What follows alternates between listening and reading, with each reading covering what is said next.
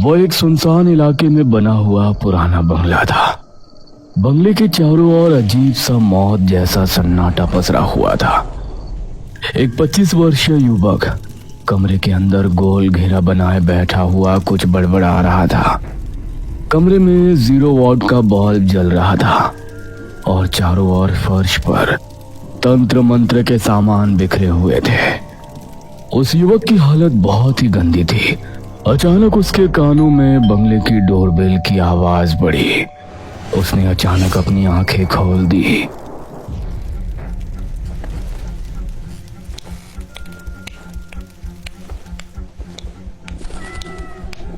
और उठकर सीधा बंगले का मुख्य दरवाजा खोल दिया। अरे यार सुमित, तेरी हालत देखकर ऐसा लग रहा है जैसे तू महीनों से नहाया नहीं है। और ये तूने अपनी क्या हालत बना रखी है। मगर सुमित खाली आंखों से अर्जुन को घूरने लगा। सुमित देखो, तुम्हारे साथ पारुल ने जो भी किया वो बहुत गलत किया। आखिर तुम कब तक अपने आप को इस तरह टॉर्चर करते रहोगे। हम तुम्हारे घर गए थे, तुम्हारे मॉम डैड ने बताया कि तुम पढ़ाई की वजह से अपने पुराने बंगले में कुछ दिनों के लिए शिफ्ट हो गए हो। लेकिन तुम्हारी हालत देखकर लग रहा है तुम पढ़ाई नहीं बल्कि यहाँ पर कुछ और ही कर रहे हो। सुमित कुछ देर उन दोनों को घूरता रहा और अचानक जोर से दरवाजा बंद कर लिया। अर्जुन और नैना एक दूसरे की ओर देखने लगे। मुझे लगता है कि हमें सुमित को कुछ और वक्त देना चाहिए। पागल हो गए हो तुम, उसकी हालत नहीं देख रहे। ऐसा लग रहा है जैसे उसकी मानसिक स्थिति ठीक नहीं है। मुझे लगता है कि हमें उसके घर वालों को इन्फॉर्म कर देना चाहिए। शायद तुम ठीक कह रही हो, चलो चलते हैं। अर्जुन नैना के साथ वहां से चला गया।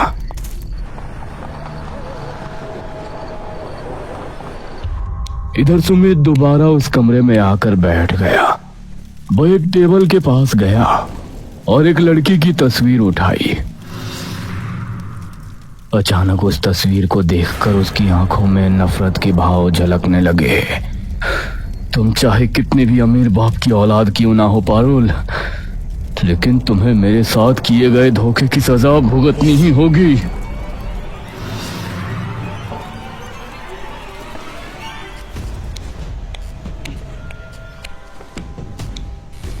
इतना कहकर सुमित सोफे पर बैठ गया। उसके बाल बिखरे हुए थे और वो पुरानी बातों के बारे में सोचने लगा जब वो एक नॉर्मल हंसमुख स्वभाव का लड़का हुआ करता था। कॉलेज के ग्राउंड में अर्जुन और नैना खड़े थे कि तभी एक बाइक वहां आकर रुकी। बाइक पर सुमित सवार था, जो अपनी बाइक की चाबी घुमाते हुए अर्जुन के पास आकर खड़ा हो गया। क्या हुआ, आज तुम दोनों ने क्लास नहीं ली? तुम तो जानते हो उस खड़ूस प्रोफेसर की क्लास आधे से ज्यादा स्टूडेंट मिस कर देते हैं। और हम ये भी जानते हैं कि तुम उसी क्लास को मिस करने के लिए कॉलेज लेट आए हो। नैना की बात सुनकर सुमित हंस पड़ा।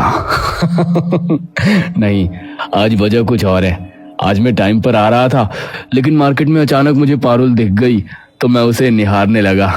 सुमित, तुम क्यों नहीं समझते कि पारुल एक बहुत बड़े बिजनेसमैन टाइकून की इकलौती बेटी है।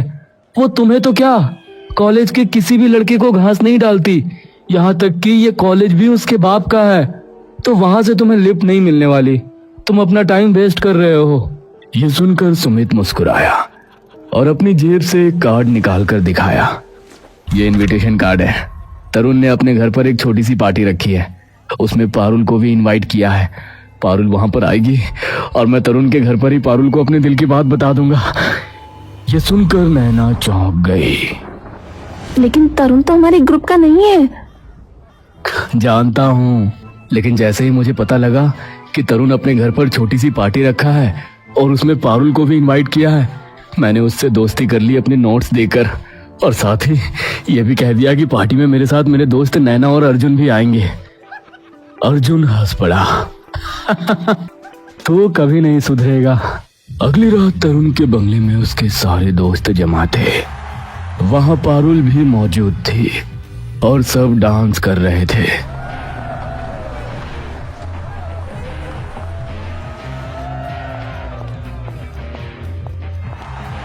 तभी अर्जुन अपने दोस्तों के साथ वहां पहुंचा। मेरे दोस्त, मुझे यकीन था कि तुम जरूर आओगे। लिसन माय ऑल फ्रेंड्स, ये है मेरे नए दोस्त सुमित, जिसने मुझे एग्जाम के लिए अपने सारे नोट्स दिए हैं। अब एंजॉय द पार्टी। सुमित की नजर पारुल पर जमी हुई थी। कुछ देर बाद सुमित पारुल के पास पहुंचा। मैं तुमसे एक बात कहना चाहता हूँ। हाँ बोलो, क्या बात है? पारुल, अब आई लव यू ये कहने की ना जाने कब से कोशिश कर रहा था, लेकिन हिम्मत नहीं जुटा पा रहा था।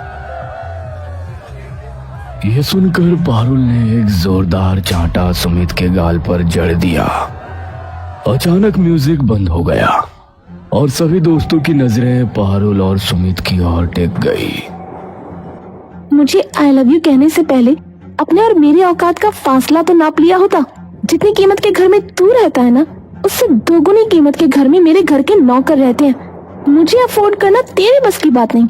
आइंदा मुझसे बात करने की कोशिश की ना तो ये हाथ अगले गाल पर भी छप जाएगा। आखिर तुम्हें थर्ड क्लास लोगों को अपनी पार्टी में बुलाने की क्या जरूरत थी?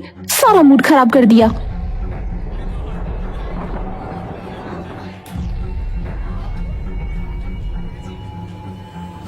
तरुण गुस्से से सुमित की ओर देखने लगा। सुमित को अपनी बहुत ज्यादा इंसल्ट महसूस हुई और वो गुस्से से तरुण के घर से बाहर निकल गया। पीछे पीछे अर्जुन और नैना भी आ गए।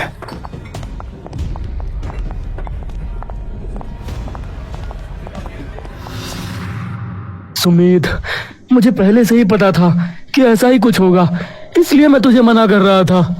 अगर वो बड़े बाप की औलाद है तो क्या सबके सामने चाटा मार देगी? मैं उसका ऐसा हाल करूंगा कि आइंदा कोई लड़की किसी का दिल तोड़ने से पहले 100 बार सोचेगी। तू पागल हो गया है? वो सच में एक बिजनेस टाइकून की बेटी है, तो उसका कुछ नहीं बिगाड़ सकता। अरे इस स्टेट का चीफ मिनिस्टर भी उसके फादर से मिलने के लिए अपॉइंटमेंट लेकर आता है। मगर सुमित ने उनकी बात का कोई जवाब नहीं दिया और अपने घर लौट आया। उस दिन से सुमित ने कॉलेज जाना बंद कर दिया और सबसे मिलना जुलना, यहाँ तक कि फोन उठाना भी बंद कर दिया। उसके दिमाग में दिन रात एक ही बात चल रही थी, पारुल से थप्पड़ का बदला।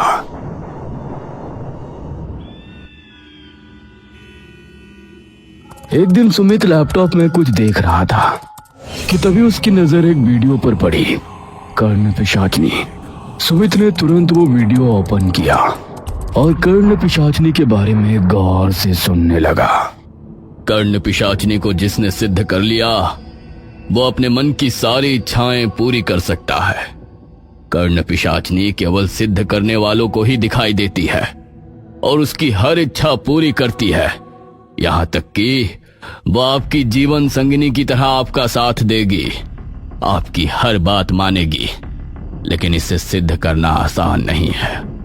पुष्कर घाट में सैकड़ों ऐसे अघोरी हैं जिनके पास कर्ण पिशाचनी सिद्ध करने की प्राचीन किताबें और गुप्त ज्ञान है। यह सुनकर सुमित के दिमाग में एक नई योजना आ गई। उसने तुरंत अपना लैपटॉप बंद किया।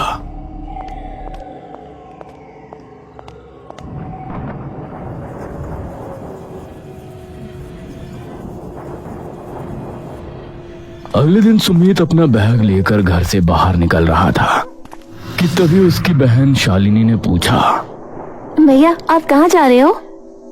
पुष्कर घाट, बस मेरा घूमने का मन कर रहा है।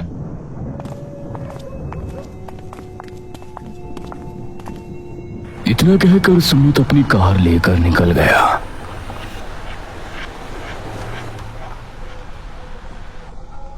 कुछ घंटे बाद रात के सन्नाटे में सुमित पुष्कर घाट में खड़ा था। तभी उसे एक अघोरी दिखाई दिया। सुमित धीरे धीरे कदम बढ़ाकर उसके पास गया। क्या हुआ? तुझे शमशान घाट में डर नहीं लगता? चला जा। रात के समय यहाँ कोई रुकना पसंद नहीं करता। मैं यहाँ पर कुछ पता करने आया हूँ। क्या पता करने आया है? मैं कर्ण पिशाचिनी को सिद्ध करना चाहता हूँ। ये सुनकर अघोरी की आंखों में अजीब सा डर दिखाई दिया।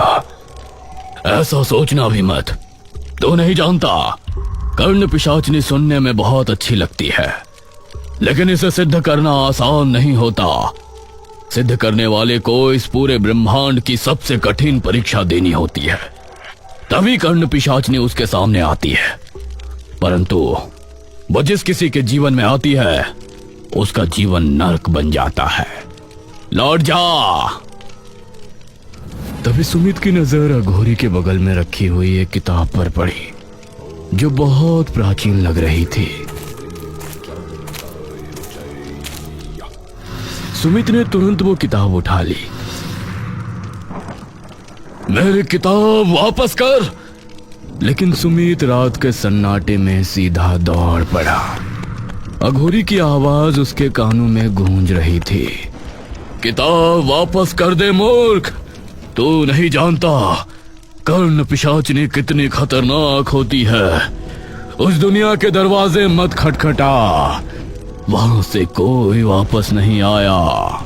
मगर सुमित की आंखों में केवल पारुल के लिए नफरत थी। वो अपनी कार में बैठा और सीधा अपने घर लौट आया।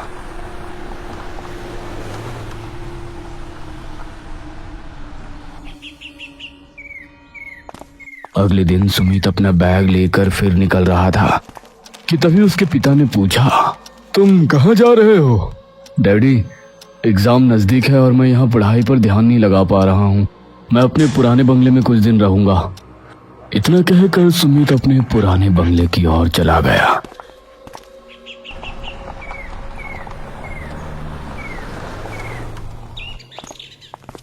सुमित पुराने बंगले में पहुंच गया।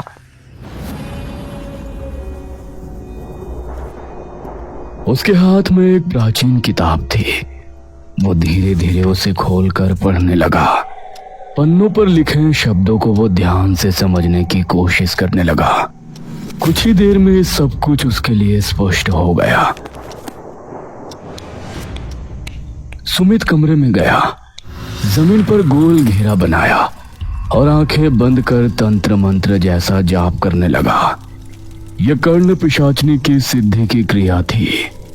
2 रात बीत चुकी थी। भूख और प्यास से सुमित के होठ सूख चुके थे, लेकिन उसने क्रिया नहीं तोड़ी थी। आज कर्ण पिशाचिनी की सिद्धि का अंतिम दिन था।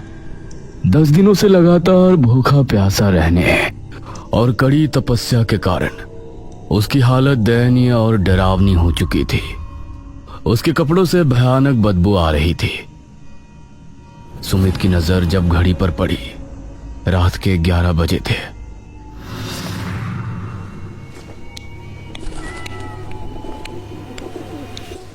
वो चुपचाप गोल घेरे में बैठ गया और तेज आवाज में मंत्र पढ़ने लगा। अचानक कमरे में अंधेरा छा गया। तभी कमरे में एक सफेद रोशनी से एक खूबसूरत सी औरत बाहर आई।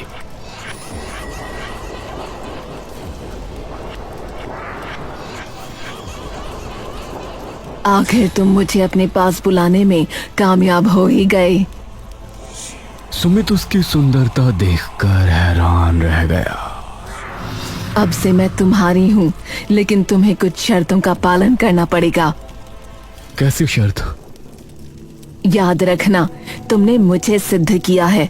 मैं तुम्हारी हर बात मानूंगी, तुम्हें हर सुख दूंगी, यहाँ तक कि पत्नी का सुख भी। लेकिन अब से तुम वही खाओगे और पियोगे जो मैं खाती और पीती हूँ। मुझे मंजूर है। ठीक है, लेकिन बदले में हर रात तुम्हें मुझे किसी की आहुति देनी होगी। उसकी सुंदरता में अंधा होकर सुमित भूल गया कि वो क्या कर रहा है। हाँ, मुझे मंजूर है। मैं केवल तुम्हें दिखाई दूंगी, तुम्हारे अलावा किसी को नहीं। और अगर तुम्हारे पास कोई दूसरी औरत आई तो वो इस संसार में नहीं रहेगी। अब बताओ, तुम्हें मंजूर है? हाँ, मंजूर है।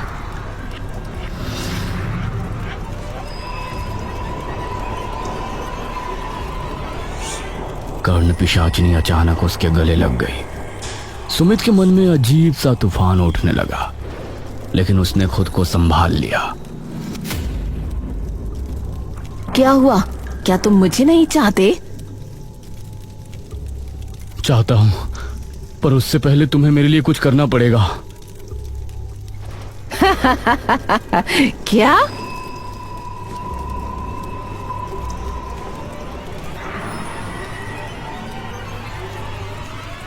इसका नाम पारुल है। मैं चाहता हूं कि कल का सूरज ये ना देख पाए। ठीक है। ये कहकर वो गायब हो गई। उधर पारुल अपने बेडरूम में आईने के सामने बाल काट रही थी। अचानक उसे आईने में पीछे एक भयानक चेहरा दिखाई दिया। वो चौंकी और पीछे मुड़ी। वहां एक भयावह औरत खड़ी थी। कौन हो तुम?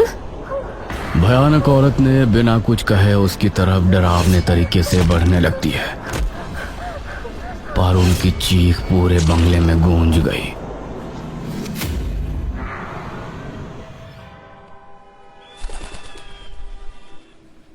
लगातार 11 रातों से जागते जागते थका हुआ सुमित गहरी नींद में था। तभी एक मधुर आवाज उसके कानों में पड़ी। उठो सुमित। सुमित ने आंखें खोली। वो उसके सामने बैठी थी। तुम्हें पता है पारुल अब इस दुनिया में नहीं है।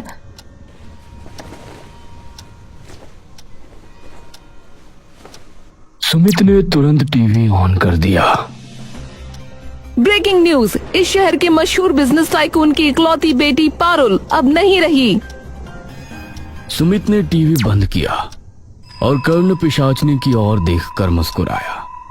वो उसके करीब आई और लिपट गई और सुमित उसकी आगोश में पूरी तरह से खो गया। कुछ देर बाद वह गहरी नींद में चला गया।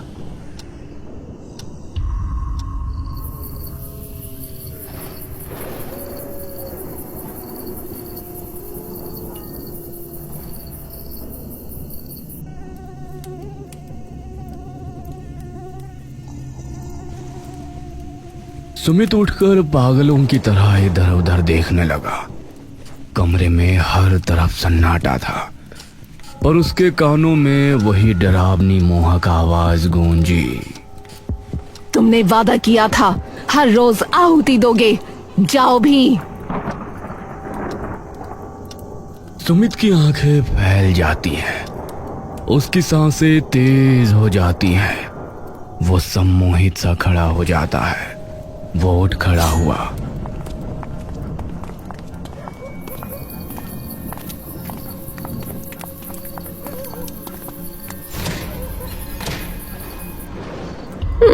कौन है?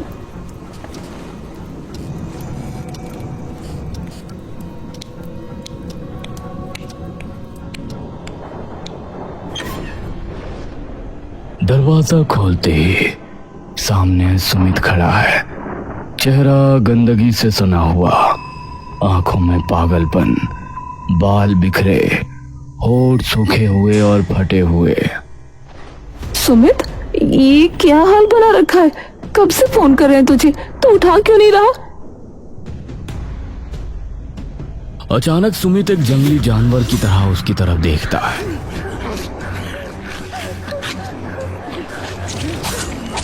कैलाशनाथ घबरा कर उठते हैं। सामने सुमित लहूलुहान खड़ा है, आंखों में हैवानियत।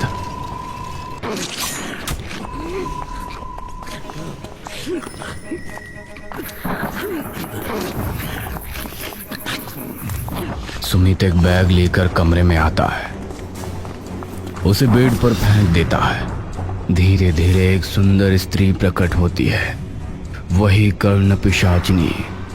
उसकी आंखों में ठंडी चमक, होठों पर हल्की मुस्कान।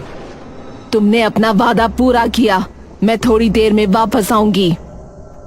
सुमित पागलों की तरह सिर हिलाता है और कर्ण पिशाचिनी वो बैग ले धीरे से वहां से गायब हो जाती है।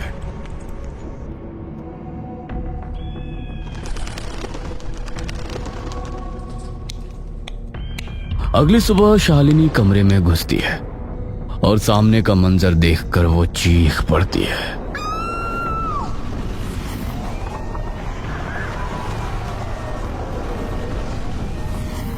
पुलिस और मोहल्ले के लोग जमा हो जाते हैं। शालिनी सुमित का फोन बार बार मिलाती है लेकिन ऑफ आता है।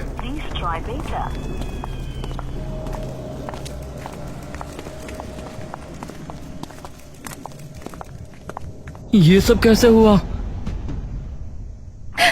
सुबह मॉम डैड को देखा तो इस हालत में मिले। पता नहीं किसने ये किया और सुमित भैया फोन भी नहीं उठा रहे। मुझे लगता है हमें सुमित के पुराने बंगले में जाना होगा।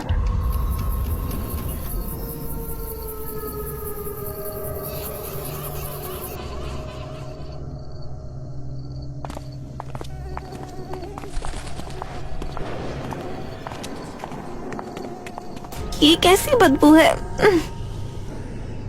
पता नहीं। सुमित, सुमित। कोई जवाब नहीं। वे एक कमरे में घुसते हैं जहां सुमित बेजार हालत में अकेला किसी से बात कर रहा होता है। भैया ये क्या कर लिया आपने और आप किससे बात कर रहे हो? सुमित बड़बड़ाता है। अचानक उसके कानों में फिर वही आवाज। ये तीनों खड़े हैं, मुझे ये चाहिए अभी। नहीं, ये मेरी बहन और दोस्त है, मैं नहीं मार सकता।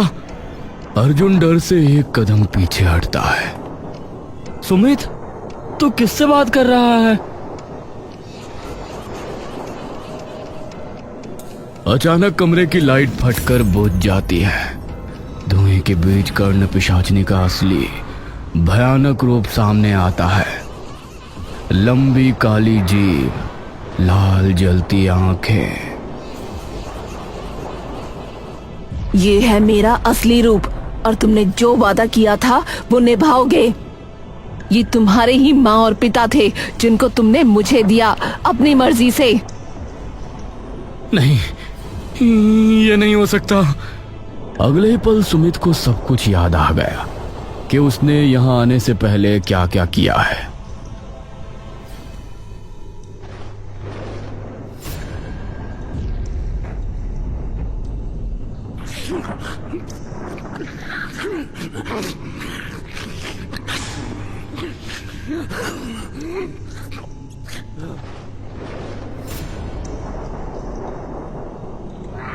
हाँ, ऐसा ही हुआ है।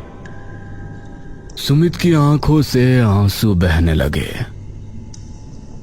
ये क्या कर दिया मैंने? कर्ण पिशाचिनी जिसकी जिंदगी में आ जाती है उसके जीवन में सिर्फ उसका आदेश चलता है। आदेश का पालन करो।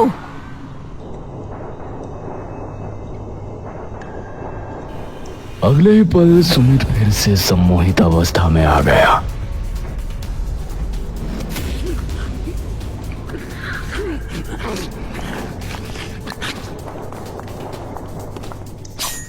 अपने दोस्त अर्जुन और नैना की ओर बढ़ने लगा। सुमित के पागलों जैसी हरकतों से घबराकर नैना और अर्जुन चीखते हुए उस बंगले से भाग निकले।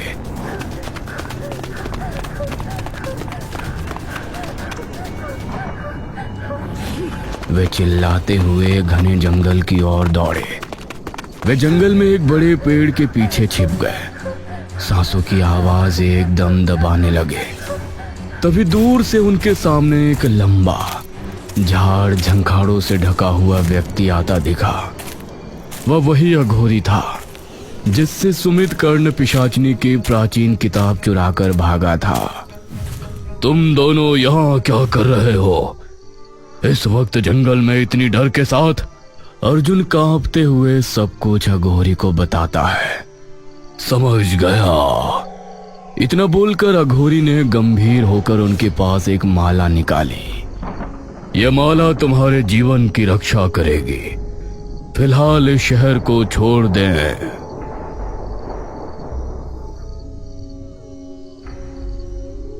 हम ऐसा करेंगे।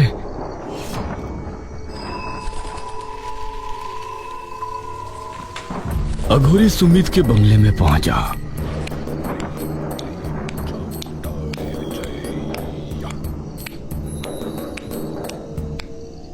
और एक भयावह दृश्य देखा।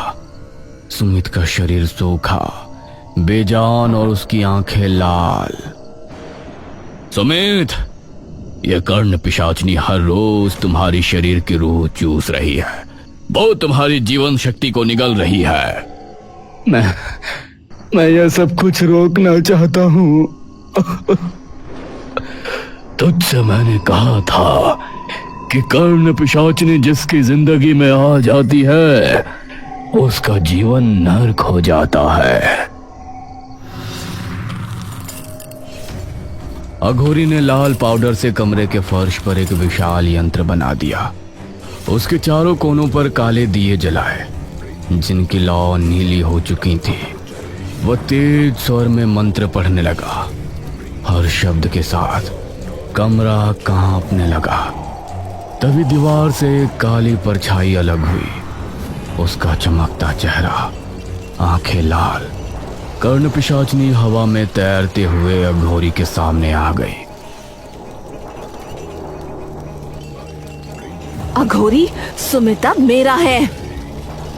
नहीं, तेरी प्यास ने उसे अधमरा कर दिया है।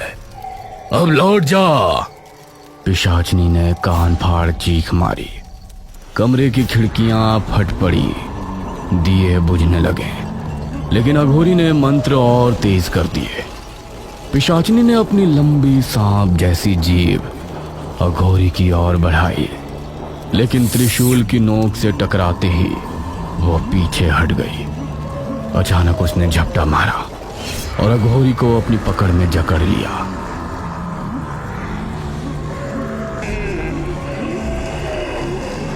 ओम क्लीं कालिकाय नमः।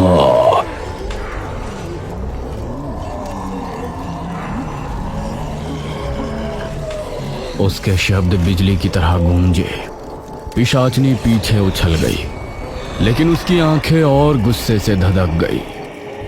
उसने सुमित की ओर हाथ बढ़ाया, पर यंत्र की लाल रेखाओं ने उसके हाथों को पीछे झटका दिया।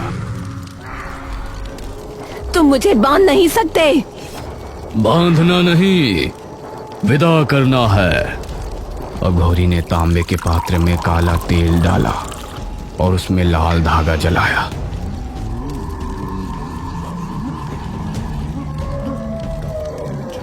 धुएं का एक बवंडर उठा और सीधे पिशाचनी की ओर घेरने लगा। वो तड़पने लगी। उसकी चीखें मानो पूरे बंगले में गूंजने लगी। लेकिन वो इतनी आसानी से नहीं गई। उसने अपने चारों ओर का अंधेरा गाढ़ा कर दिया और एक पल के लिए अघोरी के मंत्र थम से गए।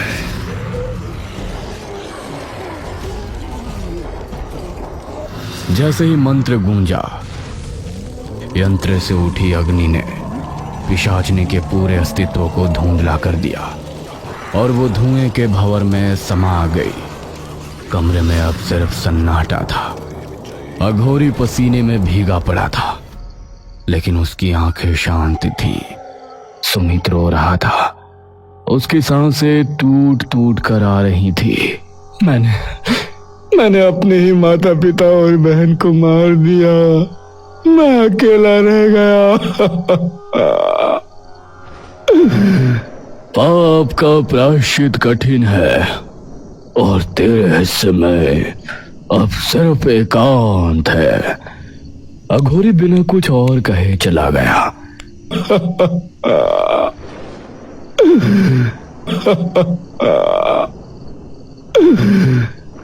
सुमित उसी अंधेरे बंगले में अकेला रह गया, जहां हर दीवार उसके गुनाहों की गवाही दे रही थी।